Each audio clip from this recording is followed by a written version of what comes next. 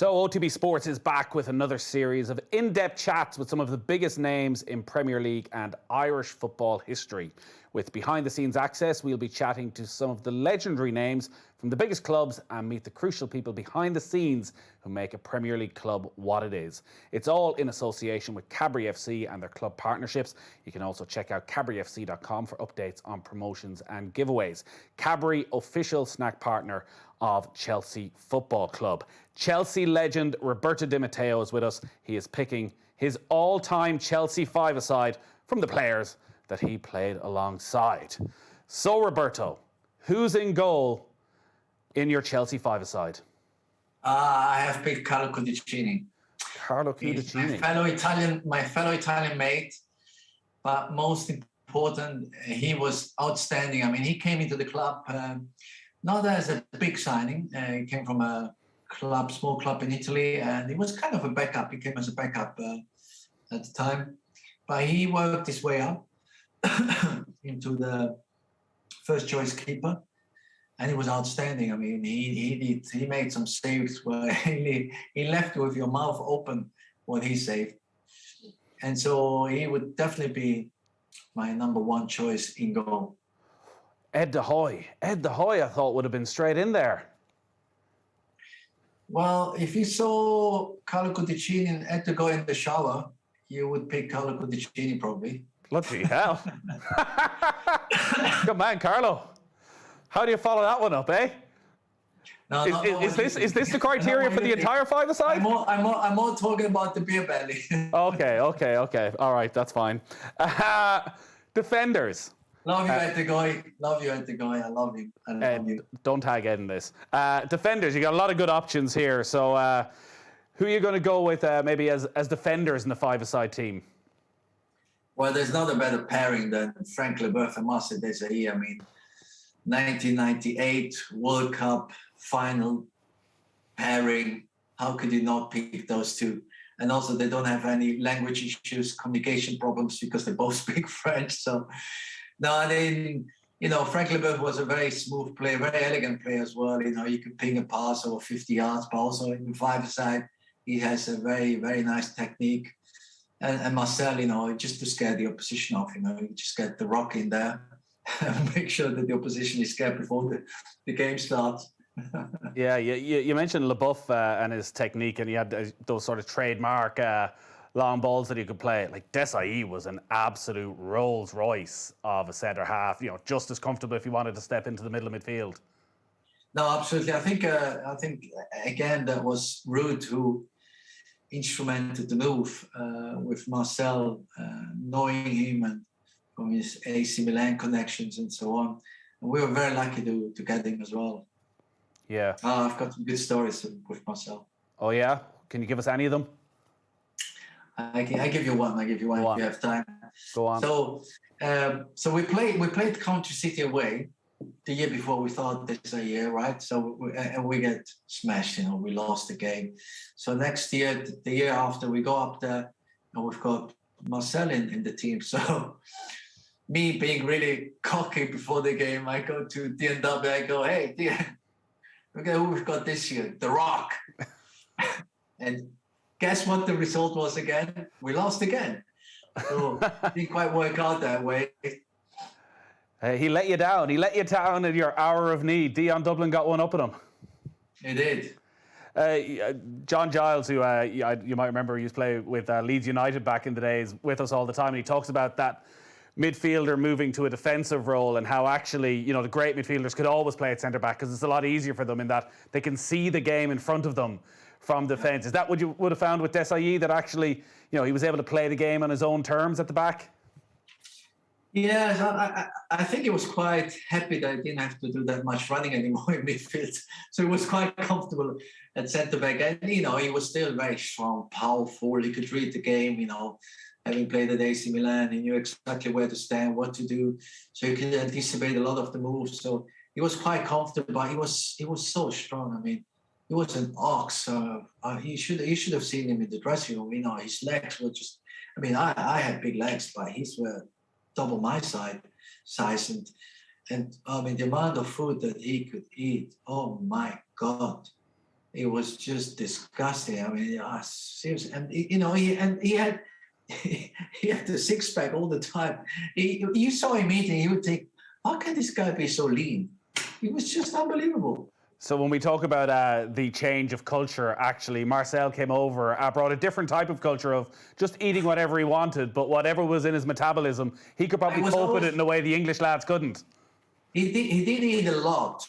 I mean, quantity-wise, but he was always looking what he was eating. So he would eat a lot of white fish or rice or maybe pasta. So he was always eating healthy stuff. Let's move on to your midfielder then, who's going to have a busy old job, I think, in this team. So many great options who were at Chelsea around the same time as you were. I think Didier Deschamps had a spell. Obviously, Gus Poyet was such a brilliant midfielder for Chelsea. But you've gone for somebody else. Yeah, I picked Dennis Wise because me and Dennis, we played so many games in midfield together, and he was always he was always the sort of player that you wanted to have by your side, when the tough got going, So he always made you feel safe, Dennis, and he was a great player as well. He could run for fun. Seriously, I mean, you should have seen him in pre-season. What the sort of running that he could do in pre-season. He was always up front. I can't explain how he did it, but if we were doing some running, he was running in his own group. The fitness coach used to put players in groups, and the midfield group, the fullbacks and the wingers and strikers and so on. And he was in his own group because nobody could keep up with him. He was running so quick, like a mile or 2 miles, so quick, nobody could keep up with him. Right. And his recovery was so amazing as well. He could recover so quickly that he would be straight away fit for the next game. And what about with the ball? Because you talk about his attributes there, and the energy he had. He was a really tidy player. Yeah. He had a good right foot, a good left foot, and I'm not sure he got actually the credit for his technique, because he was quite technically quite sound player. If you look back, he was very good. I can accept you picking Dennis Wise above Deschamps and Poyet, but did you not play alongside Ruud Gullit when you were at Chelsea? Surely you've got to have Ruud Gullit in there. In your five-a-side team, you want Ruud Gullit. Well, he was a player manager, wasn't he? And then after a while, he started to just be a manager. But he gave me a choice of only 5 players, so I had to pick 5 players. So I couldn't pick more than that. So so Dennis was always on my side in many games, and we had many battles together. So he would certainly be in my five-a-side. I could put Ruud as the manager of the five-a-side if you want. Yeah. You're probably more likely to get an angry phone call from Dennis Wise than Ruud Gullit if you don't put Dennis in the team. So it's probably the wise option. No. Dennis is cool. No, he's cool. Your final choice then for your five-a-side, who are you going with? #Magic Box, Gianfranco Zola. An absolute genius. Do I need to say anything else? Not really, but talk to us about... Some games we just go like, okay, guys, today, just give the ball to Gianfranco. Just give it to him, and he does the job. Was he like that every day in training as well? Yeah, he was pretty special. Not every day in training, of course, because, we try to kick him in training and stop him to do silly things against us, okay? But in the games, I mean, it was an absolute pleasure playing alongside him. It was easy to play alongside him as well. And also because we played in the national team together, so I knew him from before, so I knew, what he wanted. And so there was a really good connection between me and him. And I knew when he was coming short, that he wanted the ball in behind the defenders or the opposite. But mainly it was just tactic was just give it to Gianfranco. There was such excitement, I remember, around that time when he joined as well, with this new era of the Premier League. And having already played with him and knowing him as well from the national side, did you ever think maybe English football won't be for him? No, not at all. I was over the moon when we signed him. I was over the moon. I knew he was going to be a hit, a big success. I mean, he's above average, isn't he? So. When you're such a good player or talented player, you can play anywhere in the world, and you're always going to be exceptionally good, and his attitude to football, it was very good. He was a true professional. So I knew him, and I knew that he was going to be successful for the Premier League, but also for us, for Chelsea. Whenever you do a list of all-time Premier League greats, he's always on that sort of short list. Is he held in similar reverence in Italy? Yes, pretty much so. Yes. He probably in Parma he had a very, very good time. In Naples he was still young. Maybe in England he had probably his best time. No, Parma he had a really successful time as well. Yeah, he's held very highly in Italy too. Yes. It's not a bad old five-a-side team.